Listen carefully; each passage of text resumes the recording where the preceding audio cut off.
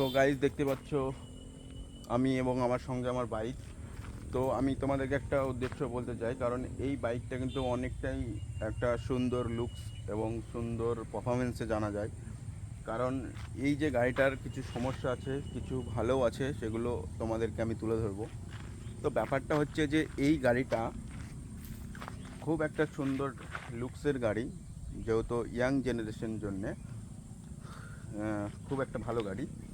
তো এই গাড়ি কিন্তু আমি 2 বছর থেকে প্রায় চালাচ্ছি, ঠিক আছে, কোনো সমস্যা নেই, কোনো প্রবলেম এখনও ফেস করিনি। কিছু কিছু একটা করেছি অল্প বিস্তর, কিন্তু সেটা আমি তুলে ধরবো।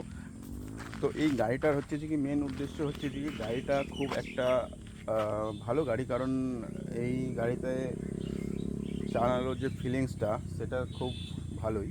কিন্তু আরেকটা বিষয় হচ্ছে যে এই গাড়ির ভুল যেটা হচ্ছে যে কি ড্রাইভারের সঙ্গে কোনো যদি একজন পিছিয়ে নিয়ে তোমরা যদি যাও, মানে দুজন, এক কথা হচ্ছে দুজন যদি গাড়িটাকে নিয়ে চালাও, কিন্তু গাড়িটার যে ফিলিংস সেটা কিন্তু থাকে না। যেটা সিঙ্গেল চালালে যে ফিলিংসটা থাকে সেই ফিলিংসটা থাকে না।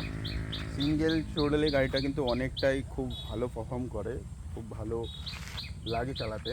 কিন্তু দুজন হয়ে গেলে কিন্তু সেটা আর ভালো লাগে না, ঠিক আছে, মানে ইঞ্জিনের পাওয়ারটা কাট হয়ে যায়, মানে ইঞ্জিনের যে পারফরমেন্সটা না সেটা কিন্তু পাওয়া যায় না, ঠিক আছে।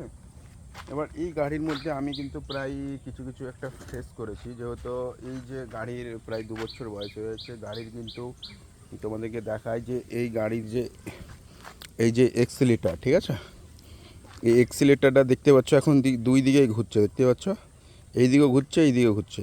এটার কারণ হচ্ছে যে কি এই যে এক্সিলেটারের ওয়্যার দুটো দেখতে পাচ্ছ এখানে দুটো, তো এই যে একটা এক্সিলেটারের তার খুলে নেওয়া হয়েছে, কারণ মানে গাড়িটা নেওয়ার পর থেকে অনেক 1-2 বছর ঠিকঠাক চলেছিল। তারপরে কিন্তু এই যে এক্সিলেটারটা না এরকম জাম হয়ে স্টপ হয়ে যেত, ঠিক আছে।